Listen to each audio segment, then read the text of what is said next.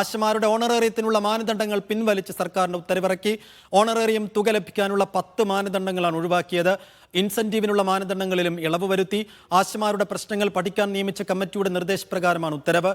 സമരത്തിന്റെ വിജയമെന്ന് സമരസമിതി നേതാക്കൾ പറഞ്ഞു. സ്വാന്തന വീണ്ടും ചേരുന്നു. സ്വാന്തന, ഇത് പക്ഷേ ഈ സമരം തുടങ്ങി 5ാമത്തെ ദിവസം തന്നെ ഇവർ ചർച്ചയ്ക്ക് വിളിച്ചപ്പോൾ ഈ മാനദണ്ഡങ്ങൾ ഒഴിവാക്കാമെന്ന് ആരോഗ്യമന്ത്രി ഇവർക്ക് ഉറപ്പ് നൽകി എന്നതാണ് എൻ്റെ ഓർമ്മ. അതിൻ്റെ ഒരു ഉത്തരവ് മാത്രമാണോ ഇപ്പോൾ പുറത്തിറങ്ങിയത്?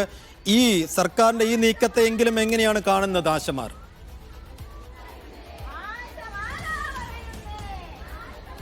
സൈഫുദ്ദീൻ, അങ്ങനെ തന്നെയാണ്. സൈഫുദ്ദീൻ സൂചിപ്പിച്ചതുപോലെ തന്നെ ഇത് സമരം തുടങ്ങിയ ആ സമയത്ത് തന്നെ ഒരു 2 ആഴ്ചയ്ക്ക് മുമ്പ് തന്നെ ഇത്തരത്തിൽ ഈ ഓണറേറിയത്തിന് മേൽ ഏർപ്പെടുത്തിയിരിക്കുന്ന മാനദണ്ഡങ്ങൾ എല്ലാം തന്നെ പിൻവലിക്കുമെന്ന മന്ത്രി വീണ ജോർജ് വ്യക്തമാക്കിയിരുന്നതാണ്. അതിന്മേലുള്ള ഉത്തരവാണ് ഇന്ന് ഇപ്പോൾ വന്നിരിക്കുന്നത്. പക്ഷേ സമരക്കാരെ സംബന്ധിച്ച് നോക്കുകയാണെങ്കിൽ സൈഫുദ്ദീൻ വലിയ ഒരു ആശ്വാസം തന്നെയാണ് അത് എന്ന് പറയുന്നത്. കാരണം 3 പ്രധാനപ്പെട്ട ആവശ്യങ്ങളായിരുന്നു ഇവർ സമരം തുടങ്ങിയപ്പോൾ ഉന്നയിച്ചിരുന്നത്. അതിലൊന്ന് എന്ന് പറയുന്നത് 7000 രൂപ എന്നുള്ള ഓണറേറിയ തുക 21,000 രൂപയാക്കി വർദ്ധിപ്പിക്കുക. അതുപോലെ തന്നെ പിരിഞ്ഞു പോകുമ്പോൾ 5 ലക്ഷം രൂപ അവർക്ക് പെൻഷൻ തുകയായി നൽകുക. അതുപോലെ തന്നെ ഇവരുടെ ഓണറേറിയത്തിന്മേൽ ഏർപ്പെടുത്തിയിരിക്കുന്ന 10 മാനദണ്ഡങ്ങൾ, ആ 10 മാനദണ്ഡങ്ങൾ പിൻവലിക്കുക എന്നുള്ളതുമായിരുന്നു ഇവരുടെ ആവശ്യങ്ങളിലൊന്ന്. ഈ 10 മാനദണ്ഡങ്ങൾ എന്ന് പറയുമ്പോൾ 5 മാനദണ്ഡങ്ങൾ പാലിച്ചാൽ മാത്രമേ ഇവർക്ക് 7000 രൂപ എന്നുള്ള തുച്ഛമായ ഓണറേറിയം തുക ലഭിക്കുകയുള്ളൂ.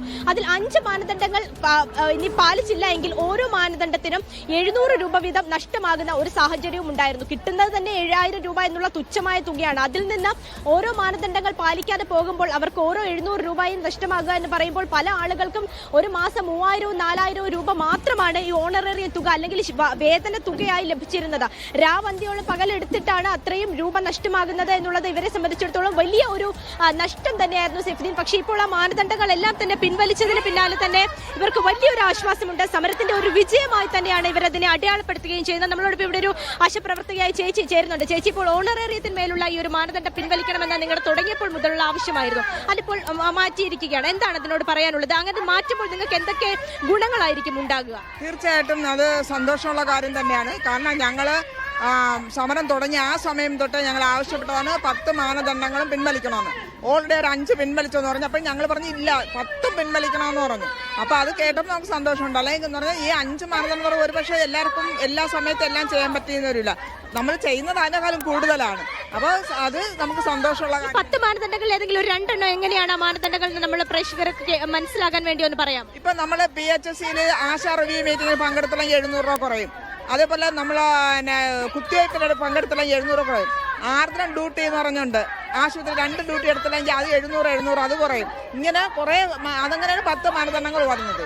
സൈഫുദ്ദീൻ, ഇവരെ സംബന്ധിച്ചിടത്തോളം വലിയ ഒരു ആശ്വാസം തന്നെയാണ്. കാരണം ഇങ്ങനെ 10 മാനദണ്ഡങ്ങളാണ് ഉണ്ടായിരുന്നത്. ഒരു ആശ 50 വീട് സന്ദർശിക്കണം, അതുപോലെ തന്നെ ഈ ആർദ്രം വാക്സിനേഷനുമായി ബന്ധപ്പെട്ട പ്രവർത്തനങ്ങളിൽ ഏർപ്പെടണം. അത് മാത്രമല്ല ഈ റിവ്യൂ മീറ്റിംഗിൽ ഇതെല്ലാം ചെയ്തിട്ട് ഇനിയിപ്പോൾ റിവ്യൂ മീറ്റിംഗിൽ ഏർപ്പെട്ടില്ല അല്ലെങ്കിൽ റിവ്യൂ മീറ്റിംഗിൽ ചെന്നില്ലെങ്കിലും നഷ്ടമാകും 700 രൂപ. അങ്ങനെ ഇവരെ സംബന്ധിച്ചിടത്തോളം ആ മാനദണ്ഡങ്ങൾ എന്ന് പറയുന്നത് വലിയ രീതിയിലുള്ള ഒരു ബുദ്ധിമുട്ട് സൃഷ്ടിച്ചിരുന്നു. കാരണം 7000 രൂപയിൽ നിന്ന് 700 രൂപ പോയാൽ പിന്നെ എന്തുണ്ടായെന്ന് നമുക്ക് ചിന്തിക്കാവുന്നതേ ഉള്ളൂ സൈഫുദ്ദീൻ. ഒരു ദിവസം വളരെ തുച്ഛമായ 232 രൂപ മാത്രമാണ് ഇവർക്ക് ലഭിച്ചിരുന്നത്. ചുരുക്കി പറഞ്ഞ സ്ത്രീകളെ തൊഴിൽ ചെയ്യിപ്പിച്ച് ചൂഷണം ചെയ്യുകയായിരുന്നു എന്ന് തന്നെ നമുക്ക് പറയാം. അത്തരത്തിലൊരു ചൂഷണമാണ് ഇവിടെ നടന്നുകൊണ്ടിരുന്നത്. അതിനെതിരെയാണ് ഈ സ്ത്രീകൾ ഇത്രയും ദിവസം, ഇതിപ്പോൾ 36 ദിവസമായി ഇവർ സമരം ചെയ്യുന്നു. ഇപ്പോൾ ഇവർക്ക് വേണ്ടി മാത്രമുള്ള ഒരു സമരമാണെന്ന് നമുക്ക് ഒരിക്കലും ഈ സമരത്തെ അടയാളപ്പെടുത്താൻ പറ്റില്ല സൈഫുദ്ദീൻ. കാരണം രാജ്യത്തുള്ള 10 ലക്ഷത്തോളം വരുന്ന ആശാപ്രവർത്തകർക്ക് വേണ്ടി കൂടിയാണ് ഇവർ സമരം ചെയ്യുന്നത് എന്ന് നമ്മൾ പറയേണ്ടതായി വരും. കേരള സർക്കാരിനോടോ സംസ്ഥാന സർക്കാരിനോടോ അല്ലെങ്കിൽ കേന്ദ്ര സർക്കാരിനോട് മാത്രമുള്ള ഒരു സമരപ്രഖ്യാപനമല്ല ഇവരുടേത്. മറിച്ച് ഈ ചൂഷണത്തിനിരയാകുന്ന എല്ലാ സ്ത്രീകൾക്കും വേണ്ടി, പ്രത്യേകിച്ച് ചൂഷണത്തിനിരയാകുന്ന ഓരോ ആശാപ്രവർത്തകർക്കും വേണ്ടിയാണ് ഇവർ ഈ സമരം ചെയ്യുന്നത് എന്ന് നമ്മൾ വീണ്ടും വീണ്ടും എടുത്തു പറയേണ്ടതായി വരും. ഇപ്പോൾ ഒരു മഴയുടെ മേഘാവൃതമായ അന്തരീക്ഷത്തിലേക്ക് തലസ്ഥാനം മാറുകയാണ്. ഇനി ഒരു മഴ കൂടി പെയ്യുകയാണെങ്കിൽ ആ മഴയെ തിരുന്ന് തങ്ങൾ സമരം ചെയ്യാനും തയ്യാറാണ് എന്ന് ഉറക്കെ പ്രഖ്യാപിച്ചുകൊണ്ട് അങ്ങനെ ഒരു നിശ്ചയദാർഢ്യത്തോടെ മുന്നോട്ടേക്ക് പോകുന്ന ഒരു കൂട്ടം സ്ത്രീകളെയാണ് സൈഫുദ്ദീൻ നമ്മൾ ഇപ്പോഴും ഇവിടെ തലസ്ഥാനത്ത് നിന്ന് കണ്ടുകൊണ്ടിരിക്കുന്നത്. മാഷമാരുടെ സമരപ്പന്തലിന് മുന്നിൽ നിന്നും സ്വാന്തന സാജുവാണ് വിശദാംശങ്ങൾ നൽകിയത്.